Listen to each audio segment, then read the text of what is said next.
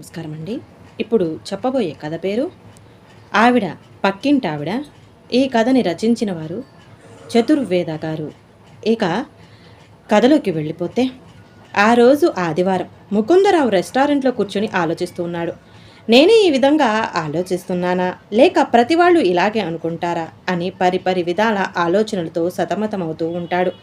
చివరికి ఇలా కాదు, దీనికి మన్మథరావు సరైన సలహా ఇస్తాడు అనుకుని అతనికి ఫోన్ చేసి తను ఎక్కడ ఉంది చెప్పి రమ్మంటాడు.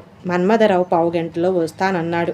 ఇలా ఆలోచనలో ఉన్న ముకుందరావు దగ్గరకు వెయిటర్ వచ్చి వస్తున్న నవ్వును ఆపుకుంటూ, ఏం కావాలి సార్ అంటాడు. ఓ పావుగంట తర్వాత చెప్తాను అని వెయిటర్ పంపేస్తాడు. ఈలోగా ముకుందరావు ఆ వారం జరిగిన విషయాలను గురించి ఆలోచిస్తున్నాడు. ముకుందరావు, మన్మథరావు ఇద్దరూ ఒకే ఆఫీసులో పనిచేస్తుంటారు. అంతేకాదు, ఇద్దరూ చిన్నప్పటి నుంచి స్నేహితులు. మన్మథరావు రచయిత, కథలు కవితలు రాస్తుంటాడు. అదే ఆఫీస్లో రవళి టైపిస్ట్. ఆమె చాలా అందంగా ఉంటుంది. ఆమెను చూసిన సొల్లు కార్చుకొని వాళ్ళు ఉండరు.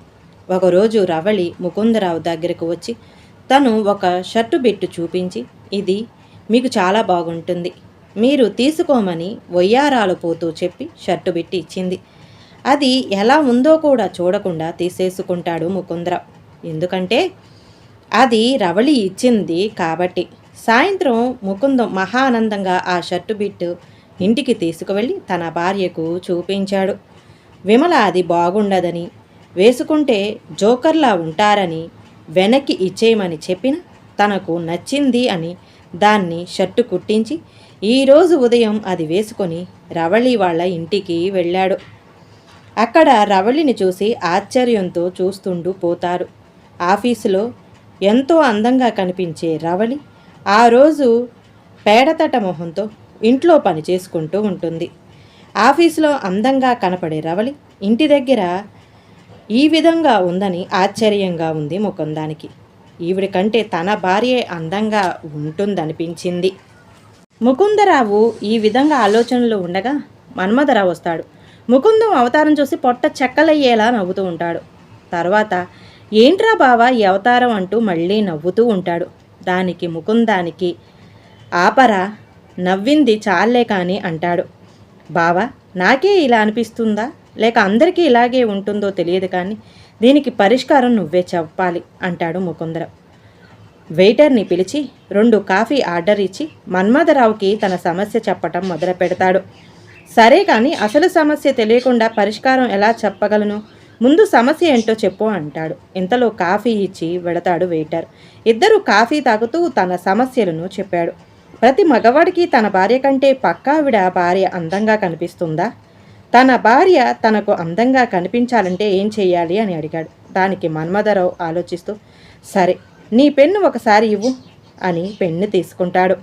ఆ పెన్ను అంటే ముకుందానికి సెంటిమెంటు. ఆ విషయం మన్మథానికి కూడా తెలుసు. దాంతో మన్మథరావు కాసేపు రాసుకొని పెన్ను తన జేబులో పెట్టుకొని మాట్లాడుతూ కూర్చుంటాడు. ఇప్పుడు ముకుందం ధ్యాసంతా పెన్ను మీదే ఉంటుంది. ఇదంతా గమనిస్తూ ఉంటాడు మన్మథరావు. కొంతసేపటి తర్వాత మన్మథరావు పెన్ను తిరిగిచ్చి, ఈ పెన్ను నీ జేబులో ఉన్నంతకాలం దీనిపై నీకు ధ్యాస లేదు. నేను తీసుకోగానే దాని గురించి ఆలోచన వచ్చింది. ఇలాగే పెళ్ళాం కూడా, ఇది మనది మన దగ్గరే ఉంటుందని ఎక్కడికి పోదు అని నిర్లక్ష్యం. అందుకే ఎవరి పెళ్ళం వాడికి అందంగా కనిపించదు అని అన్నాడు మన్మథరావు. ఎవరి సంగతి నాకెందుకు, నా భార్య నాకు అందంగా కనిపించాలి అంటే ఏం చేయాలి అని అడిగాడు ముకుందరావు. దానికి మన్మథరావు, నీ సమస్య పరిష్కారం కావాలంటే ఒకటే మార్గం ఉంది అని ముకుందం చెవిలో గుసగుసగా ఏదో చెప్పాడు. దాంతో ముకుందం ముఖం వెలిగిపోయింది. సరే, ఈ ఆలోచనను ఇప్పుడే అమలు చేయాలని తొందరగా మన్మథరావుకి బాయ్ చెప్పి ఇంటికి వచ్చాడు. ముకుందం చాలా ఆనందంగా భార్యని పిలిచి, మనం ఈరోజు బయటికి వెళ్ళి రోజంతా సరదాగా గడుపుదామని చెప్పి బయటకు వెళ్ళడానికి రెడీ అవుతారు. అందరూ బయటికి వచ్చి తర్వాత ముకుందం ఇప్పుడే వస్తా అని బెడ్రూమ్లోకి వెళ్ళి 10 నిమిషాల తర్వాత ఉత్సాహంగా బయటకు వచ్చి భార్యతో రోజంతా ఆనందంగా గడిపాడు. అది మొదలు ప్రతి ఆదివారం కూడా భార్య పిల్లలతో ఆనందంగా సినిమాలకు షికార్లకి తిరుగుతూ ఉంటాడు. కానీ ప్రతిసారి కూడా బయలుదేరిన తర్వాత 10 నిమిషాలు అని బెడ్రూమ్లోకి వెళ్ళి వస్తూ ఉంటాడు ముకుందం. ఇతను ప్రతిసారి ఇదే విధంగా చేయటంతో ముకుందరావు భార్యకు అందరం రెడీ అయ్యాక ఇతను లోపలికి వెళ్ళి ఏం చేస్తున్నాడో అని తెలుసుకోవాలని అనుకుంది. ముకుందాన్ని అడిగితే చెప్పకుండా మాట దాటేస్తున్నాడు. అందుకే ఈసారి అంతా రెడీ అయ్యాక బెడ్రూమ్ కిటికీకి తలుపు పూర్తిగా వేయకుండా దగ్గరగా వేసి వస్తుంది. ముకుందం యథాలాపంగా అంతా రెడీ అయ్యాక బెడ్రూమ్లోకి వెళ్ళాడు. వెంటనే విమల వెనక వైపు నుండి వెళ్ళి కిటికీ తలుపులు తీసి లోపలికి చూస్తుంది. అక్కడ ముకుందరావు మంచం మీద కూర్చొని విమల ఫోటో ముందు పెట్టుకుని, ఇది నా పెళ్ళం కాదు, పక్కింటోడి పెళ్ళం, ఇది నా పెళ్ళం కాదు, పక్కింటోడి పెళ్ళం అని 10 నిమిషాల పాటు అనుకొని అమితానందంగా బయటికి వచ్చాడు. మన్మథరావు ముకుందరావుకి ఇచ్చిన సలహా అది. తన భార్యను ఇది నా భార్య కాదు, ఇది పక్కింటోడి పెళ్ళం అనో గర్ల్ ఫ్రెండ్ అనో అనుకుంటే ప్రతి వాడికి వాడి పెళ్ళం అందంగా కనిపిస్తుంది. ఈ సలహాని మన ముకుందం పాటించి తన భార్యతో ఆనందంగా ఉన్నాడు. ఈ కథ కనుక నచ్చితే ప్లీజ్ అండి లైక్ చేయండి. అలాగే ఛానల్ని సబ్స్క్రైబ్ చేసుకోవడం మాత్రం మర్చిపోమాకండి. మీ విలువైన అభిప్రాయాన్ని కామెంట్ బాక్స్లో కామెంట్ చేయండి. అందరికీ ధన్యవాదాలండి.